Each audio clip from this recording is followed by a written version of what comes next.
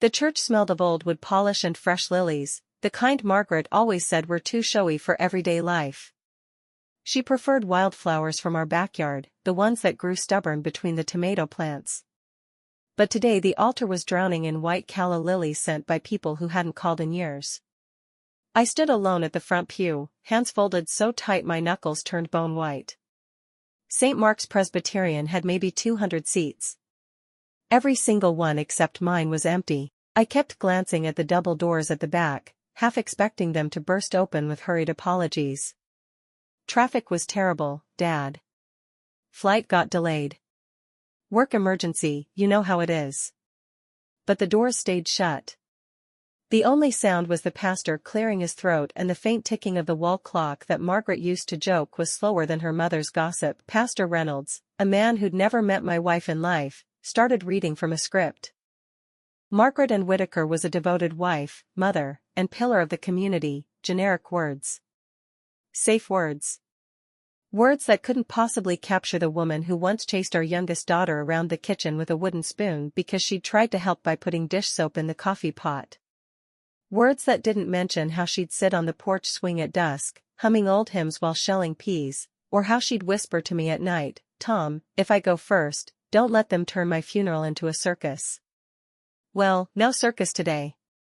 Just silence so thick it pressed against my ribs. Margaret fought ovarian cancer for 22 months. 22 months of chemo that made her hair fall out in clumps, radiation that burned her skin raw, nights when pain made her cry out even in her sleep. Our daughters, Rebecca, 43, marketing executive in Chicago, and Lauren, 40, real estate agent in Denver, came exactly 4 times combined during those months. 4. Rebecca flew in once for 3 days, spent most of it on conference calls. Lauren came twice, each visit shorter than the last, always checking her phone for closing dates. Our son, Daniel, 38, tech consultant in Seattle, managed one video call from an airport lounge. Looking good, Mom. Gotta run, bored in 10. I never told Margaret how few the visits were.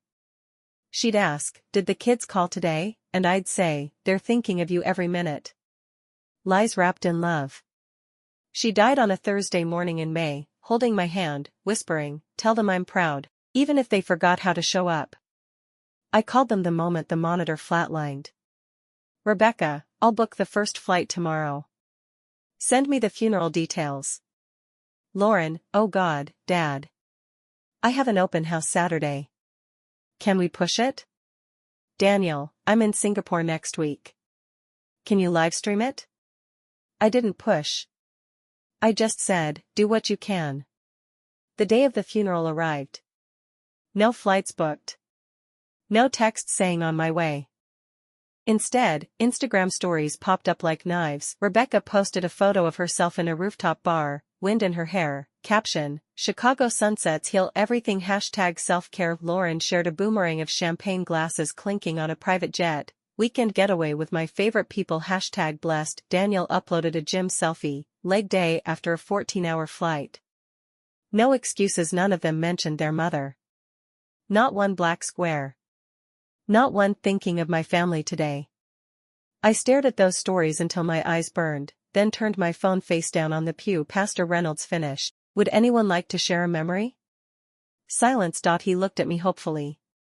I shook my head. My throat was full of broken glass. The service ended in under 25 minutes. No music. No procession. Just me, the pastor, and 2 funeral home workers wheeling the casket out. The graveside. The wind picked up dirt, hit the mahogany with a hollow thud. I dropped a single daisy, one Margaret had planted herself, onto Thelid. Then it was over. I drove home alone in her old Buick, the one with the dented fender from when she backed into the mailbox laughing at one of my bad jokes. The house smelled like her lavender soap and the coffee grounds I hadn't emptied yet. Her reading glasses were still on the arm of her chair. Her half-finished crossword on the side table. I poured bourbon into a coffee mug because glasses felt too formal for grief this ugly. Then I opened my laptop and logged into our joint bank account. I stared at the numbers for a long time. Then I picked up the phone and called my lawyer. "Harold, it's Tom Whitaker. I need to rewrite everything. Harold Grayson had been our attorney since Rebecca was in diapers. His office still smelled like pipe tobacco even though he quit smoking in 1998. He greeted me at the door himself instead of letting the receptionist do it, a small kindness that almost undid me. "Tom," he said, voice low. "I'm so damn sorry about Margaret." We sat in his corner office overlooking the town square. I didn't cry. I was past crying. I just felt hollow. "I want to change the will," I said without preamble. He nodded slowly, not surprised. "Many folks do after losing a spouse." "What changes are you thinking?" "Everything goes to Ethan." Ethan was our only grandchild. Rebecca's son. 21 years old, studying environmental science at the state university 2 hours away. Quiet kid. Never asked for money. During Margaret's illness he'd driven down every other weekend, rain, exams, or not. He'd sit by her bed reading her gardening magazines out loud when the pain meds made her too foggy to focus. He'd bring her seedlings in paper cups so she could watch them grow from the window. When she couldn't hold a fork anymore, he fed her soup without making a fuss. Rebecca once asked him why he bothered coming so often. He shrugged and said, "Because she's grandma." The original will, written 10 years ago when we were still optimistic, split everything evenly: house, savings, the 20-acre farm outside town, the one Margaret and I bought as newlyweds, Margaret's jewelry collection, my woodworking shop and tools. 1/3 each to Rebecca, Lauren, Daniel. Now I wanted none of that for them. Harold removed his glasses. "Completely cut them out?" "Yes." He leaned back. "They'll contest it, Tom. You know that. Undue influence claims, lack of capacity, grief clouding judgment, they'll throw everything at it. Let them try." He studied me for a long minute. "Ethan's young. 21. You want it outright or in trust?" "Trust. He can't touch principal until 30 except for education, medical, or starting a small business that helps the land or community. Margaret always said the farm should stay working, not sold to developers." Harold made notes. "I can draft an ironclad trust. Spendthrift clauses. No contest provision." "But Tom, are you sure? This isn't just money. It's nuclear." I looked out the window at the square where Margaret and I used to walk every Sunday after church. Kids played on the grass. An old couple fed pigeons. "They had 22 months to show up," I said quietly. "They didn't. Ethan did. That's all the surety I need." Harold sighed. "I'll have the first draft by Friday." I left his office feeling strangely lighter, not happy, but decided. That night I cooked Margaret's chicken pot pie recipe. Ate half of it alone at the kitchen table. The other half I froze. Habit. Saturday morning Ethan called. "Grandpa? You okay?" Mom said the funeral was small. I swallowed. "It was just me and the pastor, son." Silence. Then, "I'm sorry I couldn't make it. Finals were that week and I had a presentation. I wanted to be there." "You were there when it mattered," I told him. "Every weekend for 2 years. That's more than enough." He hesitated. "Mom's angry. She said you're acting strange. Not returning calls." I almost laughed. "She'll understand soon enough." Monday Harold sent the draft. I read every page twice. Signed where the little flag said. Wednesday afternoon Rebecca called. "Dad? What the hell is this I'm hearing from Harold's secretary? You're rewriting the will?" Word travels fast in small towns. "Yes." A sharp inhale. "You can't be serious. Mom would never want this. Mom wanted her children to show basic decency. You 3 failed that test spectacularly." "Dad, I was grieving in my own way. On a rooftop bar with cocktails?" "I saw the stories." Dead silence. "Then, that was scheduled months ago. I couldn't cancel." You could have. You chose not to. She started crying. You're punishing us because we're busy? Successful? That's not fair. Fair? My voice stayed calm. Fair would have been showing up when your mother was dying. Fair would have been one phone call that wasn't asking for money or advice on your mortgage. She sobbed harder. I'll come this weekend. We'll talk. Please don't do this. Too late, Rebecca. Papers are signed. I hung up. Within an hour Lauren texted, call me now. Daniel emailed, this is insane. We need to discuss. I turned my phone off. That evening I walked out to the farm, just 5 minutes down the road. Margaret's rose garden was still blooming, defiant against the summer heat. I sat on the old bench we'd built together and talked to her like she was listening. They're angry, Maggie. Real angry. But I think you'd approve. A breeze moved through the roses. I chose to believe it was her answer. Saturday morning they came together, like wolves circling. Rebecca's BMW pulled in first, followed by Lauren's SUV, then Daniel's rental sedan. All three stepped out dressed like they were going to a board meeting, not their mother's grave. I watched from the porch swing. Rebecca spoke first. Dad, we need to talk. Inside. I stayed seated. Porch is fine. They lined up like they were posing for a family photo that never happened anymore. Lauren started. We know about the will. Harold's office confirmed it. Good. Saves time. Daniel stepped forward, always the smooth talker. Look, we get it. You're hurt. We messed up. But cutting us out completely? That's extreme. Mom worked her whole life for that farm, that house. We're her blood. Blood doesn't entitle you to anything when you treat it like an ATM. Rebecca's eyes flashed. Ethan's a kid. He can't handle millions. He'll blow it on some tree-hugging project. He fed your mother soup when you couldn't be bothered to fly in. Silence. Lauren tried softer. Dad, we're sorry. Truly. Let's compromise. Maybe 60% split between us, 40% to Ethan. Fair? I almost laughed. You think this is a negotiation? Daniel's jaw tightened. We'll contest it. Undue influence. Grief. You weren't thinking straight. Go ahead, I said. Harold's already prepared for that. Every visit Ethan made is documented. Every time you three didn't show up, I kept records too. Rebecca started crying again. You hate us that much? I don't hate you.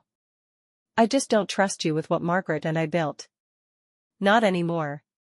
They argued for another hour. Threats. Tears. Promises to visit more. Promises to change. I listened. Said very little. Finally Daniel exploded. You're destroying this family. No, I said quietly. You three did that the day you chose parties over goodbye. They left angry. Tires spun gravel. That night Ethan came over, alone.